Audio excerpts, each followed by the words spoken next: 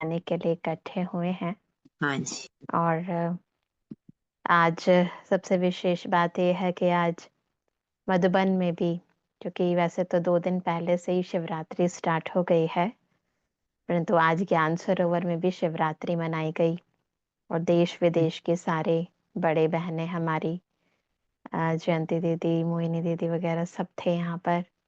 अच्छा जी। शांतिवन, पांडव वन, ज्ञान सरोवर के सभी भाई बहनें एकत्रित थे। तो बहुत ही धूमधाम से यहाँ भी शिवरात्रि मनाई गई और फिर यहाँ ज्ञान सरोवर के बाद ग्लोबल हॉस्पिटल में भी शिव जयंती मनाई गई।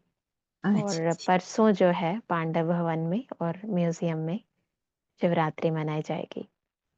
तो वैसे तो सच्ची बात यह है कि जिस दिन से हमें बाबा का परिचय मिला, जिस दिन हम्म। से हमने दिल से अपने प्यारे बाबा को जाना, पहचाना और कहा कि हाँ, मेरा बाबा, मीठा बाबा, प्यारा बाबा, तो जिस दिन से मैंने अपने दिल से उन्हें अपना माना है, उसी दिन से मेरे लिए एक नई दिन शुरू हो गया है, अमृत वेला शुरू हो गया है और मेरा एक नया जन्म हो गया है।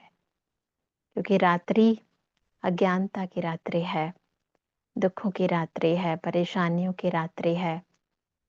जीवन के अंदर जितने भी विषय विकार जिसे हम मिटाना चाहते हैं, उन विकारों की रात्रि है। और वो तब हट जाती है जब ज्ञान सूर्योदय होता है, जब हमें हमारा बाबा मिलता है। और न केवल वो हमारे जीवन में हमारा सदा का साथी बनता है, अपितु उनसे जो हमें शक्तियां मिलती हैं, जो ज्ञान मिलता है, जो गुण मिलते हैं, जो भी हमें असीम प्राप्तियां, यूं कहें कि अलौकिक खजाने मिलते हैं, वो जब हमारे हो जाते हैं, हम दिल से उन्हें अपना बना लेते हैं और उनके अनुसार चलने लग जाते हैं, है ना। एक होता है ज्ञान सुनना, फिर है ज्ञान समाना, फिर समा कर उसे अपना बनाना, फिर उस अनुसार बन के चलना और अपनी चाल और चलन से दूसरों को भी वैसा बना देना। तो जब ये परिवर्तन हमारे भीतर से प्रारंभ होकर बाहर की दुनिया में आता है, जब ये उजियारा हमारे अंदर से प्रकाशित किरणों की तरह बाहर की दुनिया को भी प्रकाशित करने लगता है, यानी जब हम ज्ञान को, योग को अपने जीवन में उतारने लगते हैं और सेवा करने लगते हैं, तो लगता है कि एक नया जन्म हो गया। एक ऐसा जन्म जिसमें हद की कोई बात ही नहीं है, हर चीज बेहद है। अंदर से प्राप्तियां भी बेहद हैं, आंतरिक स्थिति भी बेहद है, अंदर की स्मृति भी बेहद है, हमारी कृति भी बेहद है, हमारी दृष्टि भी बेहद है, हमारी वृत्ति भी बेहद है। तो यानी हदों से पार हो जाते हैं जब हम उस बेहद पिता के बन जाते हैं। तो इसीलिए सबसे पहले मैं आप सभी को हमारी त्रिमूर्ति जयंती, हमारा बर्थडे, सो बाबा का बर्थडे, हम सबके बर्थडे की सभी को बहुत बहुत बहुत दिल से शुभकामनाएं देती हूँ। सभी को बहुत बहुत बहुत दिल से मुबारक हो, मुबारक हो, मुबारक हो।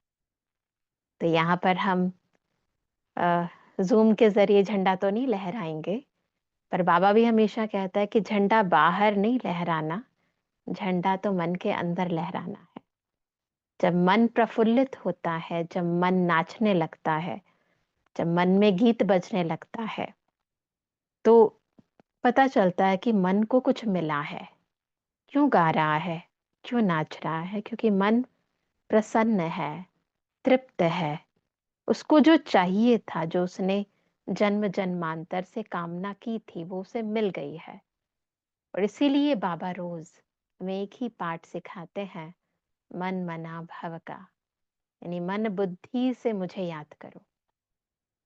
तो मन और बुद्धि जब एकाग्रचित होकर एक बाबा की याद में लग जाती है, तो आत्मा का सच्चा जागरण होता है। तो वास्तविकता में भक्त लोग तो शिव बाबा की जयंती विभिन्न रूपों से मनाते हैं, लेकिन हम भक्त से बने हुए बाबा के बच्चे हैं। तो भक्ति और ज्ञान के कंट्रास्ट को यथार्थ रीति समझते हुए अपने जीवन में उजियारा करते हैं, सच्चा जागरण करते हैं। तो वन बाय वन एक-एक चीज़ को समझेंगे और हम ज्ञान युक्त स्थिति कैसे बनाएँ, कैसे सच्ची शिवरात्रि मनाएँ, बाबा के बच्चे बनकर, कैसे अपनी आंतरिक स्थिति को ऊँचा उठाएँ, वो रहस्य भी समझेंगे। तो सबसे पहले शिव जयंती पर हम सभी भक्त लोग जैसे करते हैं कि सुबह उठते हैं, तो उनकी सुबह वो भी अमृत वेले होती है और हमारी भी अमृत वेले होती है। सुबह स्नान आदि करते हैं, परंतु क्यों स्नान आदि करते हैं? क्योंकि व्रत रखना होता है उन्हें। तो वो लोग व्रत रखते हैं और हम भी एक व्रत रखते हैं। वो कौन-सा व्रत है? सबसे पहले जब हम बाबा के बने, तो बाबा ने हमें एक बहुत सुंदर वरदान दिया, योगी बनो, पवित्र बनो। तो बहुत सुंदर व्रत, सबसे श्रेष्ठ व्रत इस संपूर्ण सृष्टि का जो कल्प का आधार है, वो है पवित्रता का व्रत। ये धरती जिस शक्ति से थमी हुई है, वो शक्ति है प्योरिटी की।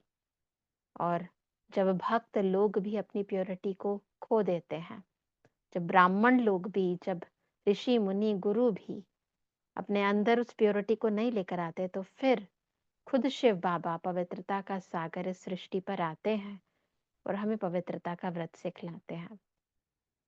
तो वो पवित्रता न केवल खान-पान की है, क्योंकि हम शुद्ध अन्न का आहार तो करते ही हैं, परंतु सबसे इम्पोर्टेंट है पवित्रता न केवल तन की, अपितु मन की, अंदर की वृत्ति की, हमारी दृष्टि की, हमारी एक-एक कृति या यूँ कहें संबंध और संपर्क की। तो सबसे पहला व्रत जो हम रखते हैं वो है प्योरिटी का व्रत, पवित्रता का व्रत। पवित्रता शुरू होती है हमारी स्मृति से। तो पहले स्मृति में पवित्रता यानी हमारी याद, उसमें दैहिक वृत्तियाँ, दैहिक बातें, देह के संबंध ना हो, जिसे हम कहते हैं पर चिंतन ना हो। तो जब पर चिंतन नहीं होता, वो चिंता जो चिंतन जो चिंता का विषय बन जाते हैं। तो जब हम पर यानी न देह का चिंतन रहता है, न देहधारियों का चिंतन रहता है, न देह से संबंधित बातों का चिंतन रहता है। तो जब ये पर चिंतन हट जाता है और बुद्धि के अंदर परमत पर चलना बुद्धि बंद कर देती है, श्रीमत पर चलना शुरू कर देती है। तो मन और बुद्धि, ये स्मृति की पवित्रता सबसे पहले ज़रूरी है। तो जब अंदर परचिंतन नहीं होता, आत्मा परे हो जाती है इन चीज़ों से। वो क्या सोच रहा है? वो क्या करता है? उसे ऐसा नहीं करना चाहिए था, उसे ऐसा करना चाहिए था। और दूसरी बात क्या होता है, एक तो अपने कर्म जो मैं देह से करती हूँ, फिर दूसरे के कर्म वो जो कर रहा है, उसके बारे में सोच-सोच के हम अपने मन की पवित्रता को भंग कर लेते हैं। यूँ तो हम बाहर की चीज़ों में बड़े ध्यान रखते हैं कि ये खाना है, नहीं खाना है, कपड़ा गंदा हो गया है। लेकिन मेरा मन कब गंदा हो गया पता ही नहीं चलता है। इस पर एक छोटी-सी स्टोरी आपको सुनाती हूँ। एक बारी 2 ब्राह्मण जा रहे थे रास्ते में, तो एक नदी आ गई। नदी के पास कोई भी पार करने के लिए नौका नहीं थी। सामने से एक स्त्री भी आ रही थी, एक लेडी। तो नौका नहीं थी, उसे भी नदी के पार जाना था और इन 2 ब्राह्मणों को भी नदी से पार जाना था। तो पार जा रहे थे, तो जैसे ही निकलने लगे तो वो स्त्री कहती है ब्राह्मणों से कि मुझे भी उस पार जाना है लेकिन मुझे तैरना नहीं आता है। तो दोनों ब्राह्मण एक दूसरे की ओर देखने लगे, क्योंकि उन्हें पता था कि उनके नियम ये कहते हैं कि किसी भी पराई स्त्री को आप हाथ नहीं लगा सकते। अब दोनों एक दूसरे को देखें और मना कर दिया उन्होंने स्त्री को कि नहीं भाई, हम तो नहीं करा सकते तुम्हें नदियाँ पार। तो स्त्री ने बहुत रिक्वेस्ट करी, उनके हाथ पैर जोड़ने लगी। तो एक उनमें से जो था, उसको तरस आ गया स्त्री पर। उसने कहा ठीक है, मैं तुझे पार लगा दूंगा। तो स्त्री ने उसका हाथ पकड़ा और वो उसे नदी पार करा रहा था। और फिर दूसरा जो था, है ना, दूसरा ब्राह्मण भी उसके साथ ही था, वो उसको घूर-घूर कर देख रहा था, बड़ी मोटी-मोटी आँखों से। तो नदी पार कर ली, स्त्री अपने रास्ते चल गई और ये दोनों ब्राह्मण अपने रास्ते। परंतु 2 घंटे बीत गए और दोनों ब्राह्मणों ने आपस में बात ही नहीं करी। तो वो जिसने नदी पार कराई थी, वो उससे प्यार से बोला कि भई क्या हो गया? तुम मुझसे बात ही नहीं कर रहे हो। तो उसने बड़ा ही टॉन्टिंग वे में बोला उसे कि तुझसे क्या बात करनी है? तुझे पता है हमारा नियम क्या है, हमारी मर्यादाएँ क्या है? तो तूने ब्राह्मण धर्म की मर्यादा ही भंग कर दी, पराई स्त्री को हाथ लगा लिया, तुझसे क्या बात करूँ मैं? तो उस ब्राह्मण ने, जिसने उस नदी पार कराई थी स्त्री को, बहुत अच्छा उत्तर दिया उसे। उसने कहा, उस स्त्री को नदी पार कराए मुझे 2 घंटे हो गए हैं। तूने अभी तक उसे पकड़ के रखा है। तो ऐसा हम करते हैं। गलती दूसरा कर रहा होता है, सज़ा हम भुगत रहे होते हैं। ये जो परचिंतन है, ये कब हमें हमारी ही मर्यादाओं का उल्लंघन करवा रहा होता है, हमें खुद ही को नहीं पता चलता। कभी देह की चिंता कर रहे हैं, कभी देहधारियों की चिंता कर रहे हैं, कभी पराई बातें, पुरानी बातें, जिनका हमसे कोई बात ही नहीं है, जिसे कहते हैं व्यर्थ और व्यक्त चिंतन। व्यक्त बातों का चिंतन और व्यर्थ बातों का चिंतन। तो ये व्यर्थ जो है हमें समर्थ बनने नहीं देता, आत्मा को शक्तिशाली बनने नहीं देता। और ये व्यर्थ जो है आत्मा को एकाग्र होने नहीं देता। तो साधना कैसे करेंगे? तो बहुत ज़रूरी है कि हम इस पवित्रता के व्रत को बहुत ही गहराई से अपने जीवन में अपनाएं।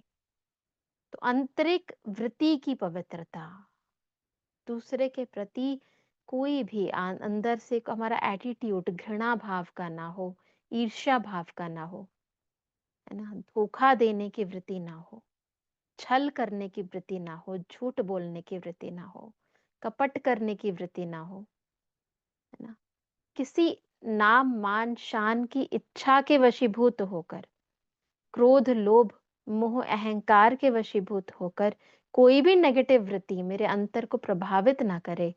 ये सच्ची पवित्रता अपनाने का ये बहुत सुंदर त्योहार है ना, त्योहार भी है और व्रत भी है ना। तो हमें दृष्टि की पवित्रता भी रखनी है। दृष्टि क्या सिखाई है हमें बाबा ने? जो ईश्वरीय दृष्टि है, जो ईश्वरीय दृष्टिकोण है, वो अपनाना है। वो है आत्मिक दृष्टिकोण। एक दूसरे को आत्मिक दृष्टि से देखना, पहले खुद अपनी आत्मिक स्थिति में टिक जाना, ये टीका लगाना, और इसी भाव से अन्य आत्माओं को भी देखना। ये मेरे बाबा के बच्चे हैं, जो हैं जैसे हैं, अच्छे हैं या बुरे हैं, बाबा के बच्चे हैं ना। तो बाबा के बच्चे हैं, जब हम ये समझ लेते हैं, तो ये बात समझ के चले कि कलयुग के अंदर अभी सभी देवता तो बने नहीं हैं, हर एक में कमियां कमजोरियां हैं ही। पर मुझे अपना दृष्टिकोण क्या रखना है? एक दूसरे की कमियां कमजोरी देखने का दृष्टिकोण रखना है, या बाबा ने जो हमें सिखाया है कि एक दूसरे के गुण देखो। बच्चे गुण देखो, गुणग्राही बनो, होली हंस बनो। तो बाबा हमें होली हंस बनना सिखाते हैं, हमारी दृष्टि को पवित्र बनाते हैं, गुणग्राही बनाते हैं। तुम्हें दृष्टि की पवित्रता रखनी है, वृत्ति की पवित्रता रखनी है, स्मृति की पवित्रता रखनी है, और कर्मों को भी पवित्र बनाना है। श्रीमत प्रमाण हर कर्म करना है। करन करावन हार, शिव बाबा की याद में रहकर जो कर्म हम करते हैं वो पवित्र कर्म होता है, वो श्रेष्ठ कर्म होता है, क्योंकि उस कर्म के अंदर मैंपन नहीं होता, मेरापन नहीं होता ना। भक्त लोग तो मैं और मेरापन खत्म करने के लिए एफर्ट्स नहीं करते, अभी तो क्या करते हैं, उस प्यारे से छोटे से बकरे की बलि चढ़ा देते हैं, जो मैं बस कहता है। लेकिन जो अंदर का मैंपन है, अंदर का मेरापन है ना, अपने पोस्ट का, अपनी पोजीशन का, अपने अहम का, अपने वहमों का, ये जो मैंपन है, छोटी छोटी चीजों में आता है। मेरी बुद्धि, मेरा संकल्प, मैं ये चाहती हूँ, मैं ये समझती हूँ, और फिर जब हम ये मैपन करते हैं और उसके बाद हमारी जो इच्छा है उस अनुसार सामने वाला काम नहीं करता, तो क्या होता है, अपमान की फीलिंग आती है। तो अपन ने कई बारी कहा है कि अभिमान है, पता तब चलता है जब अपमान की फीलिंग आती है। अगर अपमान की फीलिंग आती है, तो इसका मतलब अभिमान है। तो जब तक इस मैं और मेरेपन की बलि नहीं चढ़ाई है ना, जैसे बाबा कहते हैं कि तुम बच्चे मुझे अगर प्रसन्न करना चाहते हो तो पहले क्या करना है, देह सहित देह के सब धर्मों को भूलना है। तो ये देह क्या है, इसको मैं समझ के बैठी हूँ। तो इस अहम को, इस वहम को पहले मुझे खत्म करना है कि मैं ये देह नहीं हूँ। इस देह को चलाने वाली चेतन शक्ति आत्मा हूँ। तो ये आत्मिक स्मृति, आत्मिक वृत्ति, ये आत्मिक स्मृति से किया हुआ हर कर्म पवित्र कर्म कहलाता है। तो जब तक दुनिया वाले तो एक दिन के लिए व्रत रखेंगे, लेकिन जब तक हम इस पूरे संगम युग के लिए इस पवित्रता की धारणा को नहीं अपनाते, तब तक हम सच्ची शिवरात्रि नहीं मना सकते। तब तक हम अपना सच्चा जन्मदिन नहीं मना सकते। तब तक हम बाबा का जन्मदिन नहीं मना सकते। दुनिया में क्या करते हैं कि क्यों मनाते हैं जन्मदिन? शिवरात्रि वाले दिन ही।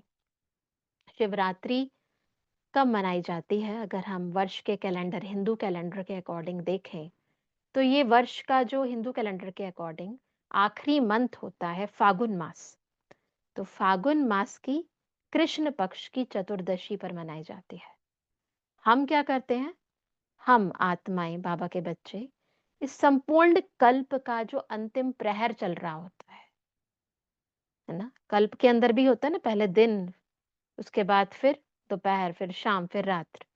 तो ये जो रात्रि है, रात्रि का अंतिम प्रहर चल रहा है, कलयुग रात्रि, जिसे घनघोर रात्रि का टाइम कह रहे हैं।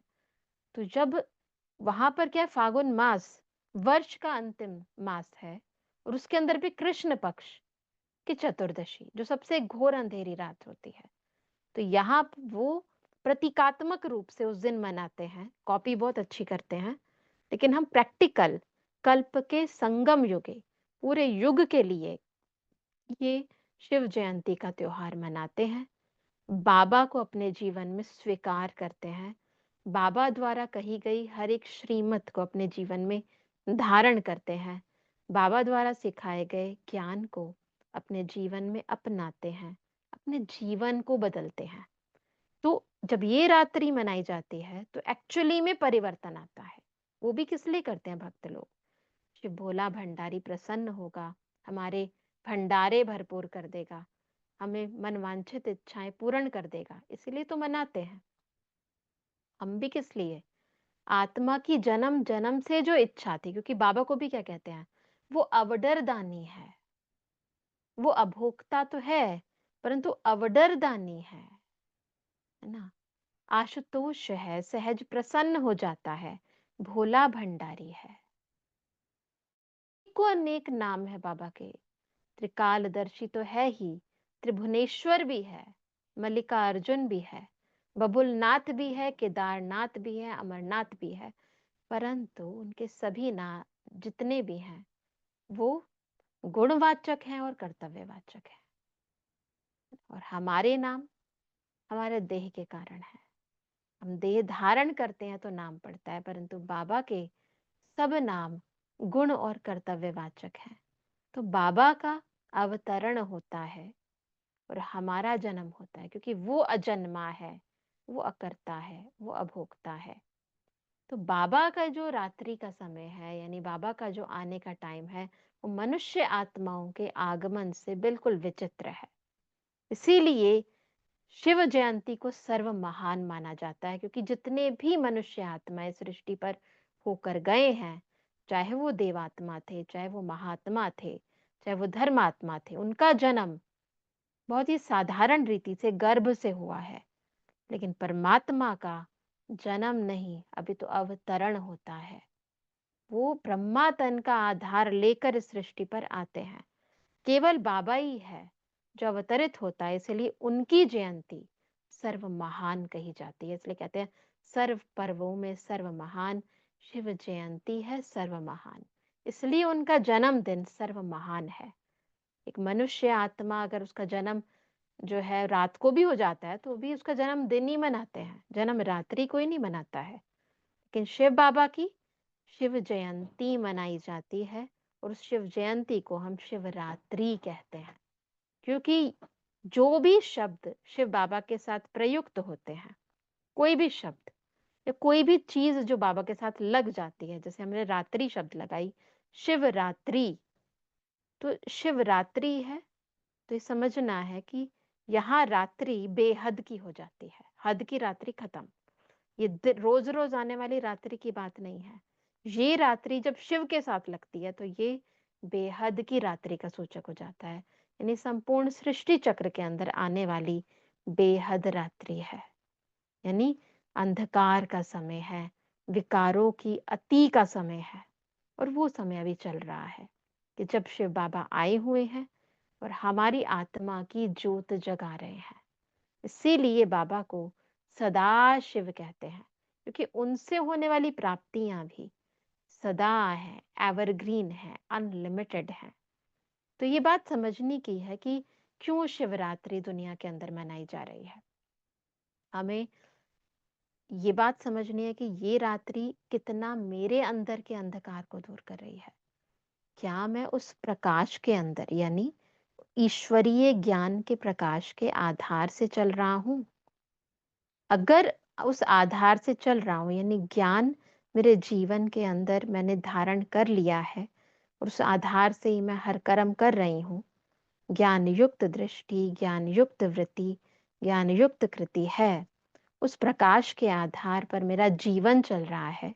जब हम एक दूसरे से मिलते हैं, व्यवहार में आते हैं, संबंध में आते हैं, तो उस समय हमारे अंदर का जो ज्ञान है उस प्रकाश में रहकर मैं काम करती हूँ, या अज्ञानतावश, यानी जब भूल जाती हूँ अपने आप को, या यूं कहें कि मैं देह भानवश होकर कार्य करती हूँ या देही अभिमानी होकर काम करती हूँ। क्योंकि पहला ज्ञान प्रकाश जो बाबा हमें देते हैं वो ये कि तुम कौन हो और मैं कौन हूँ। तो जब हमें ये बोध हो जाता है कि मैं कौन हूँ, और इस आधार से, यानी आत्मिक स्थिति में रहकर मैं इन कर्म इंद्रियों से कर्म कराने लगती हूँ, तो पता चलता है कि हाँ, मेरे अंदर का अंधकार छट गया है। जब मैं शिव बाबा की याद में रहकर कर्म करने लगती हूँ, तो पता चलता है कि हाँ, मेरे अंदर का अंधकार छट गया है। जब मैं हर काम त्रिकालदर्शी होकर करती हूँ, अपने आदि मध्य अंत को जानकर, ड्रामा के विभिन्न रहस्यों को समझकर करती हूँ, तो कहेंगे कि हाँ, अंधकार छट गया है। तो बाबा तो आया है कल्प की रात्रि के समय, दिवस से पहले, परंतु मेरे अंदर की रात्रि, जितना जितना मैं ईश्वरीय याद में रहती हूँ, उतना उतना मेरे अंदर की रात्रि छटती है। यानी मैं सच्चे अर्थ में बाबा की बच्ची बनती हूँ, यानी सच्चे अर्थ में अपना और बाबा का जन्म दिवस मना पाती हूँ। तो ये बात समझनी है कि रात्रि का द्योतक क्या है और व्रत का द्योतक क्या है, और उपवास क्या है। उपवास सिंपल शब्द है, उप यानी समीप वास करना। तो बाबा कहते हैं, हमेशा कहते हैं हमें कि बच्चे तुम मेरे साथ रहो। क्यों? क्योंकि मैं ही तो तुम्हारा माता हूँ, पिता हूँ, बंधु हूँ, सखा हूँ, शिक्षक हूँ, सतगुरु हूँ, साजन हूँ। तो बाबा हमेशा यही चाहते हैं कि हम हर संबंध से अपने बाबा को अपना बनाकर चले, उपवास करें, उसके साथ वास करें। मेरा सुबह उठने से लेकर रात्रि तक हर कर्म उसके साथ हो। मैं चलूं तो उसके साथ, मैं उठूं तो उसके साथ, मैं घूमूं फिरूं खाऊं पीऊं, हर कर्म करूं तो उसके साथ। ये है उपवास, उसके साथ हर करूं, ताकि, क्योंकि कलयुग के अंदर चारों ओर नेगेटिविटी बहुत ज्यादा है, जो जिसे हम कहते हैं कुसंग, उसका प्रभाव बहुत ज्यादा है। और ये कुसंग हमारे सत्संग को कैसे तंग करता है, यानी सत्य पिता के साथ हमें कैसे डिटैच कर देता है, अलग कर देता है, पता ही नहीं चलता है। किस पल कौन सा संकल्प आता है, कौन सी बाहर की बात आती है, कौन सा दृश्य दिखाई देता है, और हम बाबा के साथ अलग हो जाते हैं और उस माया के साथ लग जाते हैं, उसका पता ही नहीं चलता है। इसीलिए तो बाबा चाहते हैं कि अब हम क्या करें, हर संबंध एक बाबा के साथ जुड़े। कोई भी संबंध, छोटा हो या बड़ा हो, अगर हमने बाबा के साथ नहीं निभाया, तो उसी संबंध के रूप में माया हमारे जीवन में आ जाएगी। और माया क्या करती है? माया जिसके बाबा परिभाषा देते हैं अक्सर, माया क्या है? मैं आया। और एक बारी मैं आ गया, तो अपने साथ बहुत सारे मैंपन और मेरेपन को लेकर आएगा।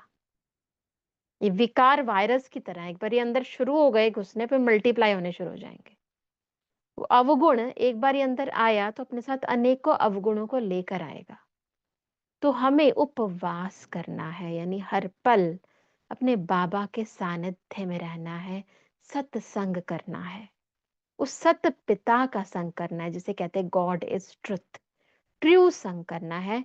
और वो तब होगा जब हम अपने ट्रू सेल्फ में, यानी जो मैं हूं, अपने सत्य स्वरूप में स्थित होकर उसको याद करती हूँ, तब हम उस सत्य बाबा के सत्संग में रहकर अपने जीवन को सतो प्रधान बना सकेंगे।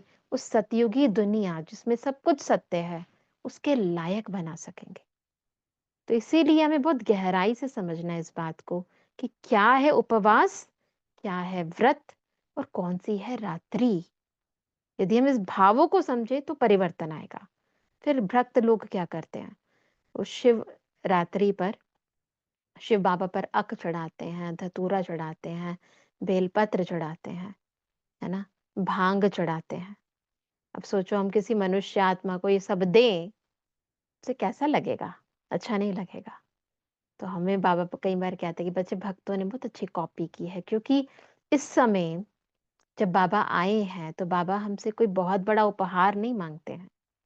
बाबा चाहते हैं कि हम अपने जीवन के सारी बुराइयां, सारी कमियां, सारी कमजोरियां, सारे अंदर का विषय और विकार बाबा पर अर्पित कर दें।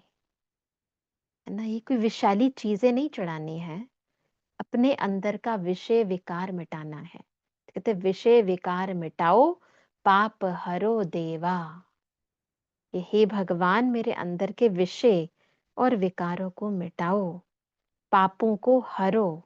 तो हमें क्या करना है, अपने अंदर के ये विषय और विकार, ये विषैले फूल अर्पित करने हैं, बेर नहीं चढ़ाने। आपस में जो बैर भावनाएं हैं, वैर भावनाएं, ये ऊंचा है, ये नीचा है, ये ऐसा है, ये वैसा है, इस ऊंच नीच को, इन भेदभाव की भावनाओं को मिटाना है ना। और बाबा पर ये वैर भावनाएं अर्पित कर देनी है। भांग नहीं चढ़ानी है।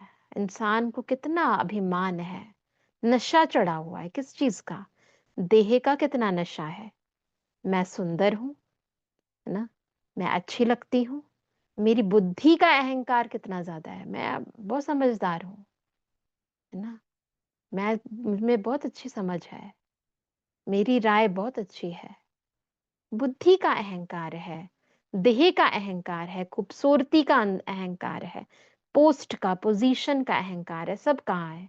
ये बाहर है, क्षण भंगुर है। बाबा चाहते हैं इस झूठे नशे को मुझ पर अर्पित कर दो।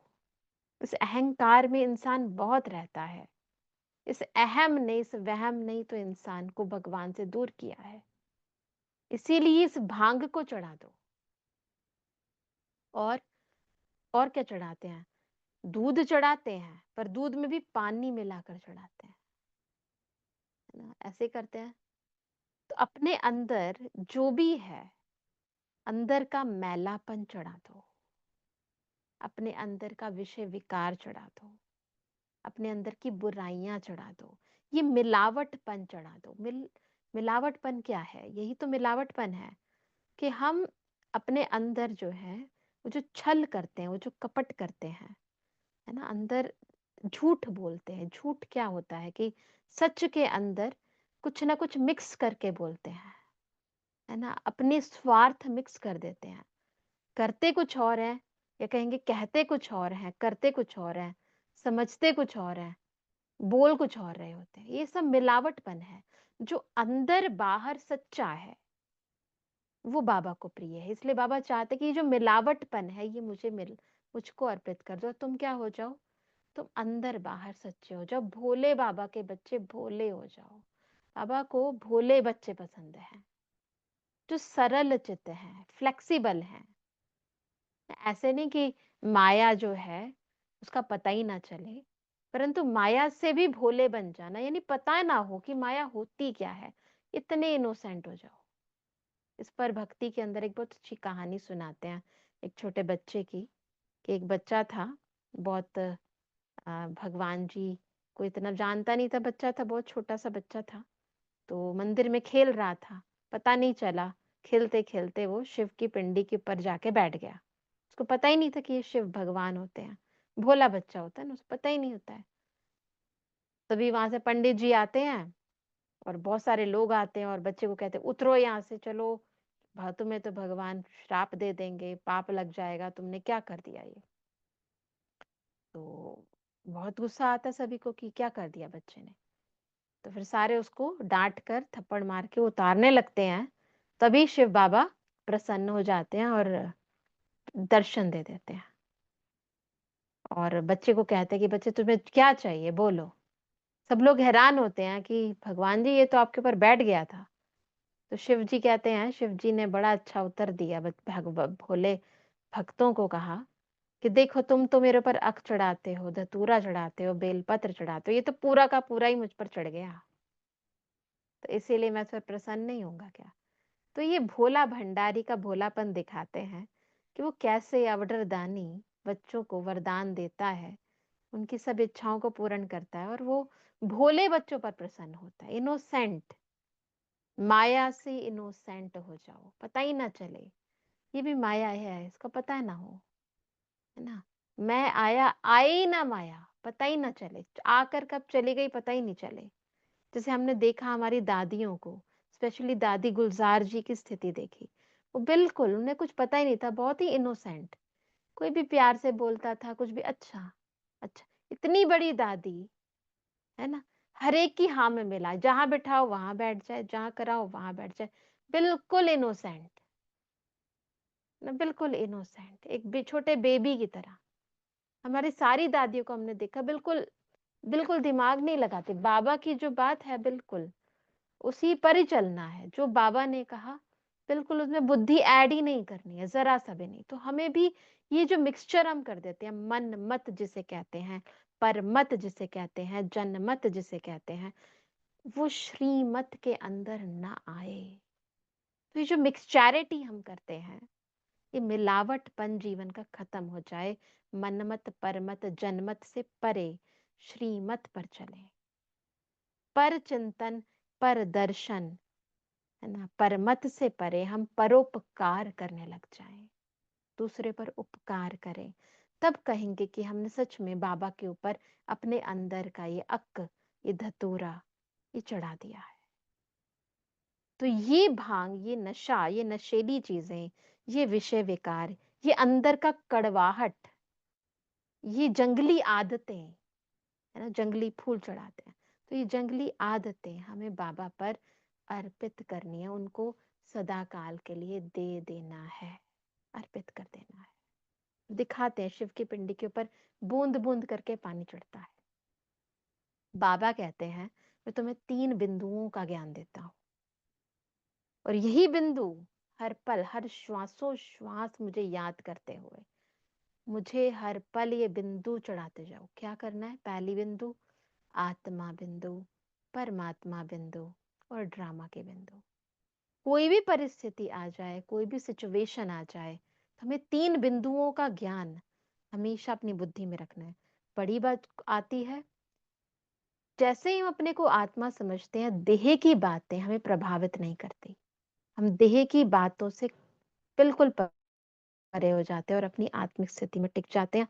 आत्मा समझते ही, अगर कोई बॉडी अट्रैक्ट कर रही होती है, बॉडीली रिलेशन अट्रैक्ट कर रहा होता है, में या कोई किसी से कोई रिपल्शन होती है, लेकिन जैसे कोई इंसान मर जाता है और देह अलग हो जाती है, आत्मा अलग हो जाती है, तो आत्मा अलग होते ही देह की बातें खत्म हो जाती हैं। वैसे ही जैसे हम अपने आप को जीते जी आत्मा समझते हैं, वैसे ही देहिक बातें हमें अट्रैक्ट या रिपल्शन क्रिएट नहीं करती है, उसका असर नहीं होता है। तो ये पहली बिंदु हमारे अंदर की संकल्पों को बदल देती है। फिर दूसरी बिंदु, अगर उससे भी आत्मिक स्थिति से भी बात नहीं बनती तो क्या करेंगे? दूसरी बिंदु लगाएंगे, बाबा मेरे साथ है। जब ईश्वरीय संग है, ईश्वरीय साथ है, तो बड़ी से बड़ी बात भी छोटी होना स्वाभाविक है। कितनी भी बड़ी बात हो, लेकिन अगर बाबा मेरे साथ है, बड़ा से बड़ा बाबा, ऊंचे से ऊंचा बाबा मेरे साथ है, तो सब बातें नीची हो गई। ये दूसरी बिंदु अपने आप लगा लो। जैसे ही कोई भी बात बड़ी लगे, कोई भी परिस्थिति बड़ी लगे, कोई व्यक्ति क्या कर्म बड़े लगने लग जाए और अपने आप को आप सोचो कि नहीं ये मैं नहीं कर सकती हूँ, ये मेरे बस का नहीं है, नहीं, उसी समय बाबा को साथ पकड़ लो और इम्पॉसिबल पॉसिबल हो जाए। तो ये दूसरी बिंदु हमेशा बुद्धि में रहे। यह है बूंद बूंद चढ़ाना, हर कर्म, हर कदम, हर श्वास में बाबा मेरे साथ। और तीसरी बिंदु, ये दोनों भी काम ना करें, तो तीसरी बिंदु लगा दो, इसे कहते हैं ड्रामा की बिंदु। तो जब ये याद रहेगा कि ये तो ड्रामा चल रहा है ना, जब वो कहते हैं मनोरंजन का खेल चल रहा है, सब चीजें खेल हैं। खेल के अंदर निंदा भी होगी, स्तुति भी होगी, हार भी होगा, जीत भी होगी, हानि भी होगी, लाभ भी होगी, सब खेल चल रहा है। हर आत्मा अपना पार्ट बजा रही है। इसमें विलन भी है, इसमें वैम्प भी है, इसमें कॉमेडियन भी है, वैरायटी है, ड्रामा है। तो जब ये ज्ञान बुद्धि में बैठ जाता है कि ये तो ड्रामा है, ओरिजिनल नहीं है, सच सच में नहीं हो रहा है, ये तो ड्रामा है। जैसे आप फ़िल्म देखते हो तो पता होता है ये ओरिजिनल नहीं है, बंदूक चल रही है, गोलीबारी हो रही है, वहाँ पर बॉम्ब विस्फोट हो रहे हैं, लेकिन पता है कि ये फ़िल्म है, ओरिजिनल नहीं है, तो हम उसको बस दर्शक होके देख रहे हैं, ऑब्जर्वर बन जाते हैं। वैसे ही दुनिया में बहुत कुछ हो रहा है, बट द टाइम मुझे ये स्मृति आ जाती है कि ये तो ड्रामा है, तो आप पर उन चीज़ों का प्रभाव खत्म हो जाता है। तो ये जो बूंद-बूंद है, हमें ये चढ़ानी है। जब हम ऐसे बाबा की शिवरात्रि मनाते हैं तो वंडरफुल चेंजेस आते हैं। भक्त लोग क्या करते हैं? शिवरात्रि पर रात्रि भर जागरण करते हैं। आपको पता है जागरण क्यों करते हैं? बहुत ही वंडरफुल बात है। एक्चुअली में ये वो टाइम होता है जब इस संपूर्ण सृष्टि के अंदर एक बहुत बड़ा भौगोलिक परिवर्तन आता है, जिसमें अर्थ की सेंट्रीफ्यूगल फोर्स जो होती है वो बहुत तेज होती है।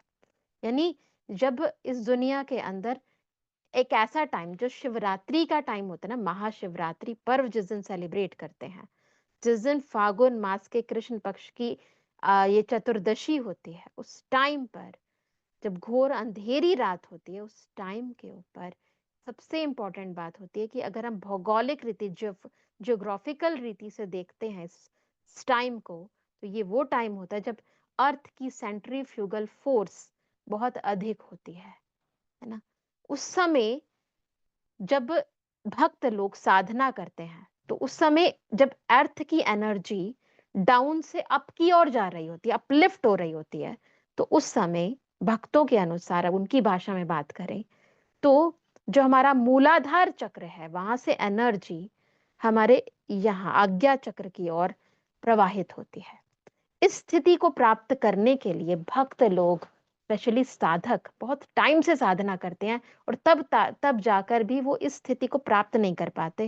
लेकिन आज के दिन यानी जिस दिन शिवरात्रि होती है, उस दिन इस स्थिति पर पहुंचना सहज हो जाता है।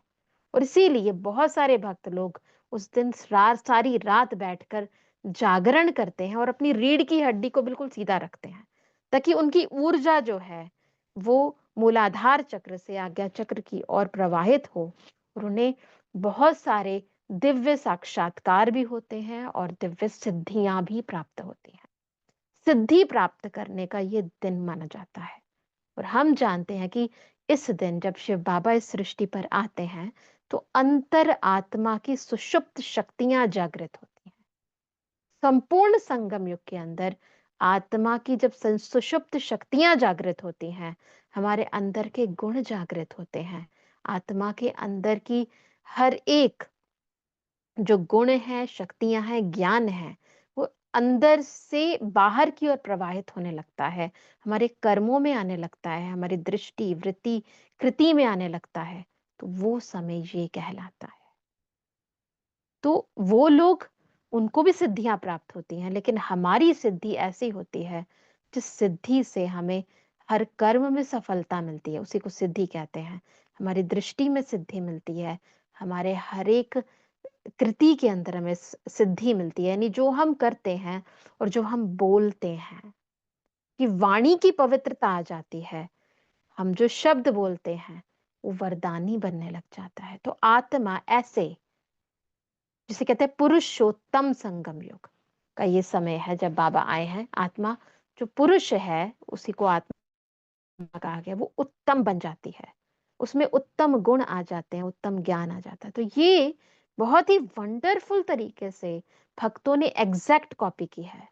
एक बहुत बड़ा भौगोलिक परिवर्तन इस सृष्टि पर आता है, और दुनिया के अंदर तो आता ही है, परंतु एक्चुअली में ये परिवर्तन है युग परिवर्तन का, जिसके निमित्त बाबा हमें बनाते हैं। और बाबा हमेशा चाहते हैं कि शिवरात्रि पर, चलो, बाबा तो हमें बहुत कुछ देता ही है। जब बाबा इस सृष्टि पर आते हैं, हमें ज्ञान देते हैं, गुण देते हैं, सुख देते हैं, शांति देते हैं, प्रेम देते हैं, पवित्रता देते हैं। तो बाबा हमेशा चाहते हैं कि बच्चे भी मुझे कुछ दें।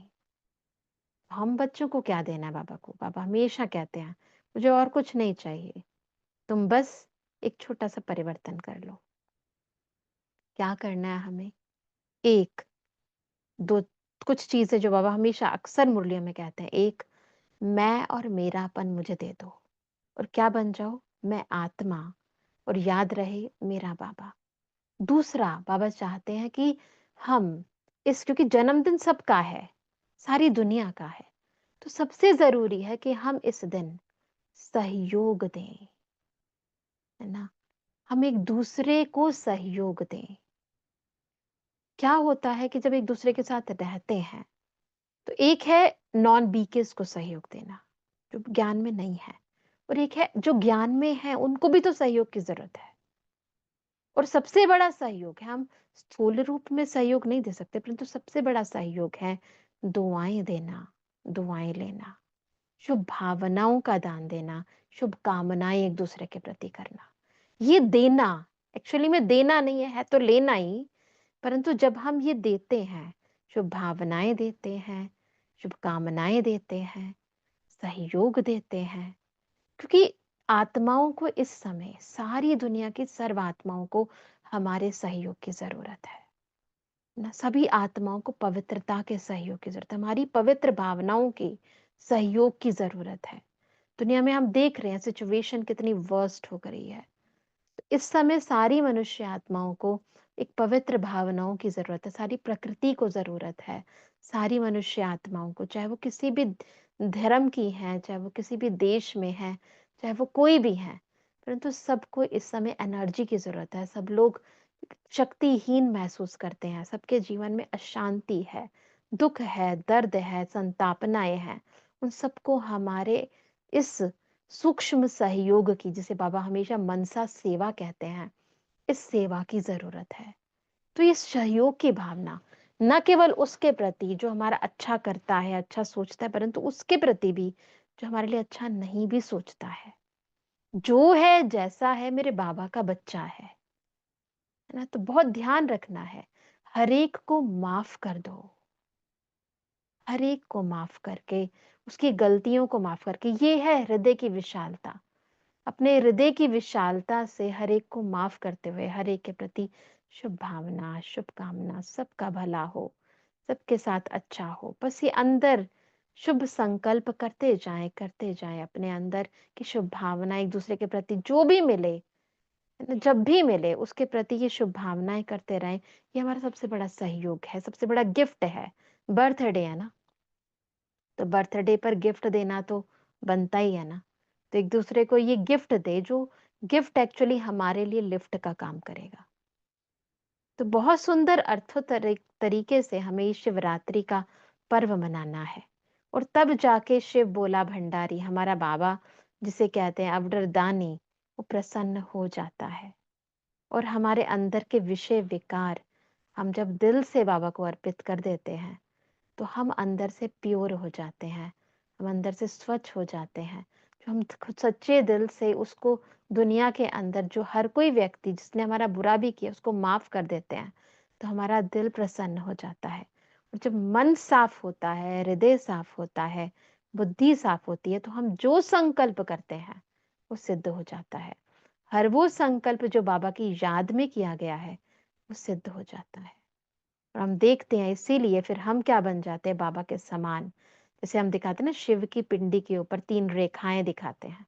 3 रेखाएं क्या है? क्योंकि बाबा कौन है?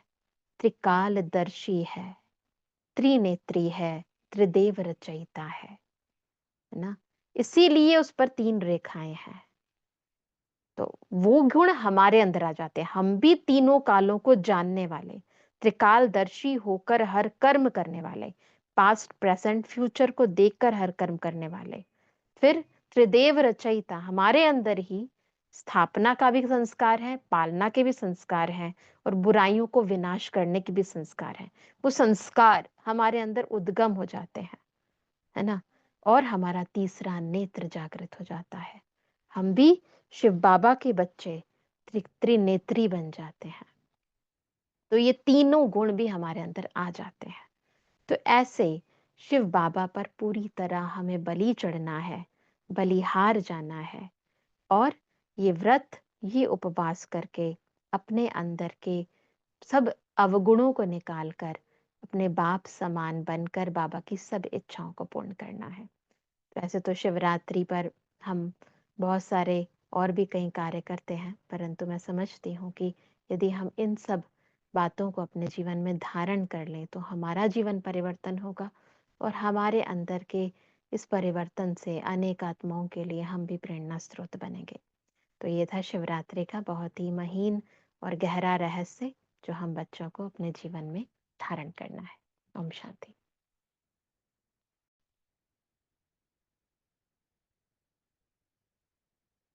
बाहर की बातों से मन और बुद्धि को डिटैच,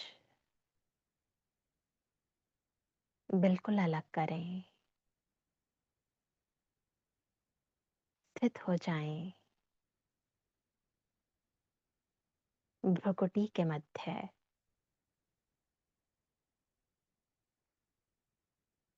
अपने सालिग्राम स्वरूप में, बिंदु स्वरूप में। मैं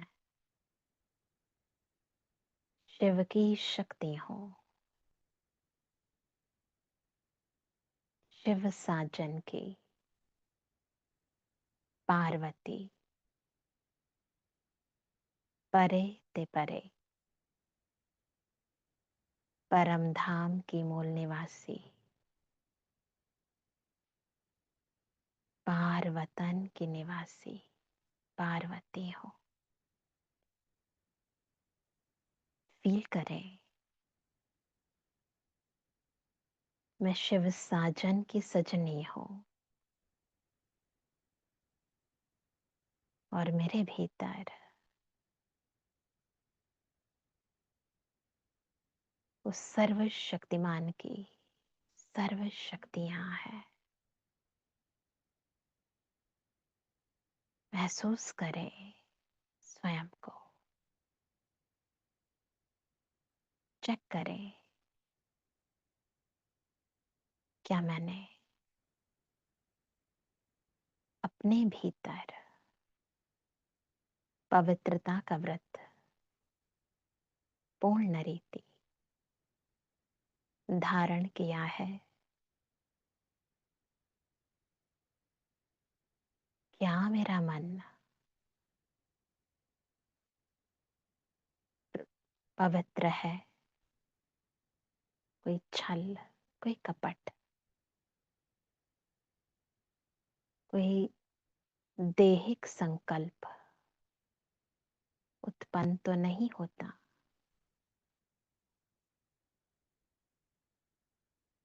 क्या मेरी बुद्धि पवित्र है?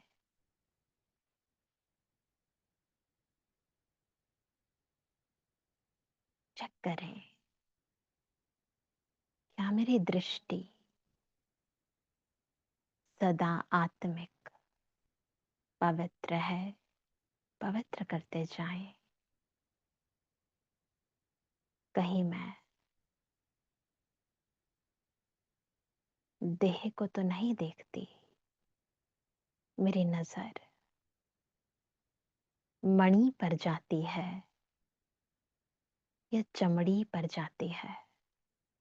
चेक करें, चेंज करें। कहीं मेरे मुख से अब शब्द तो नहीं निकलते, किसी को दुख देने वाले, दर्द देने वाले शब्द तो नहीं निकलते। चेक करें। मेरी वाणी वरदानी, मधुर, सुखदाई है।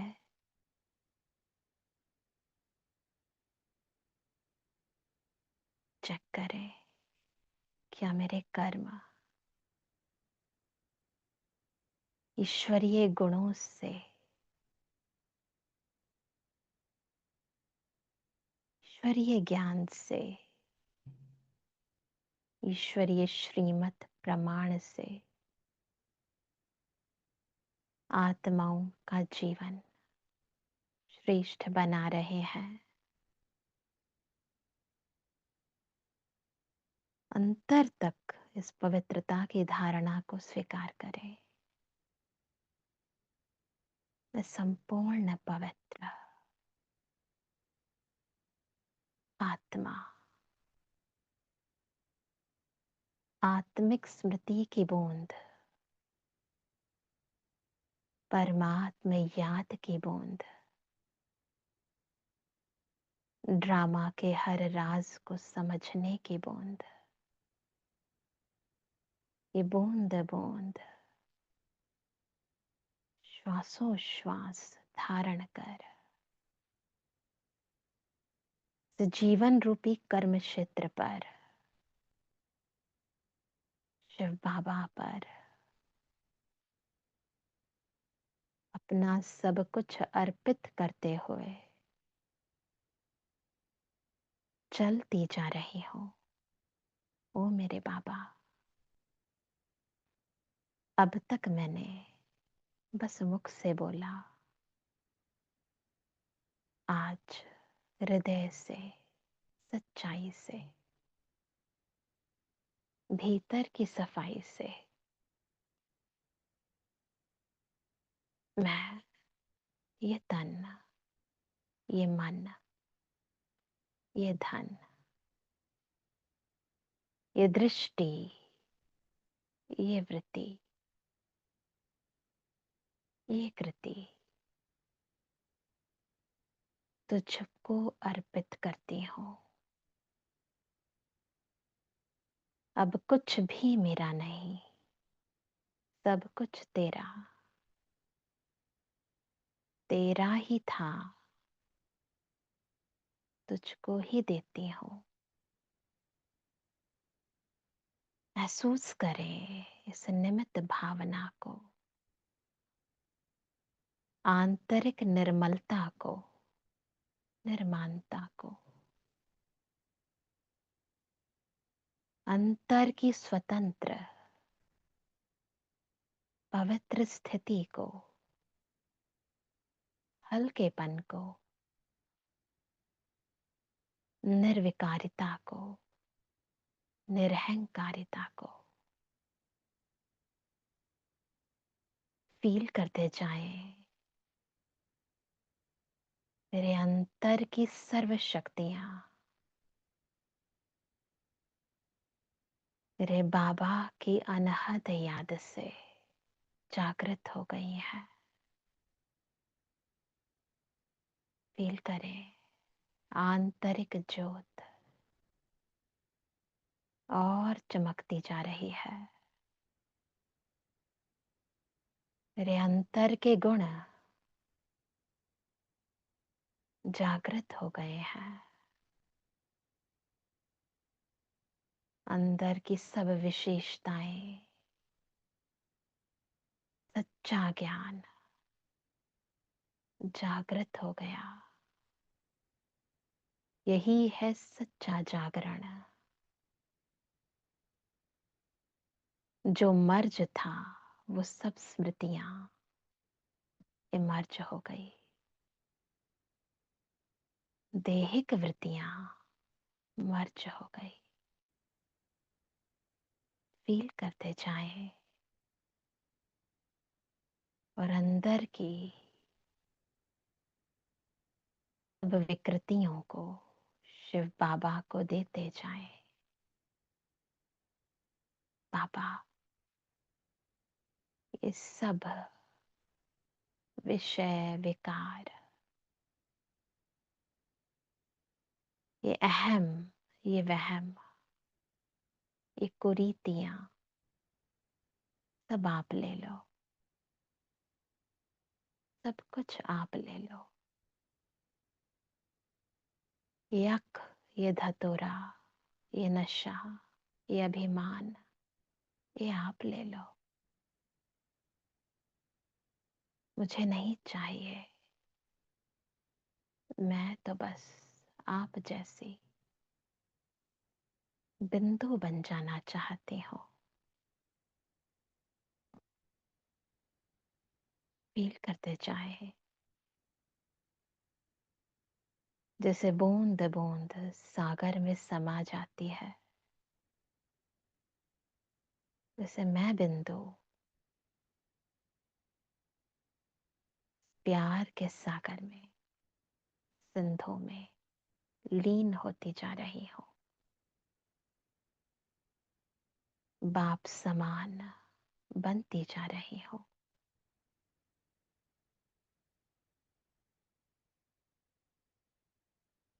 महसूस करें इस आंतरिक शक्तिशाली स्थिति को, इस सच्ची शिवरात्रि को।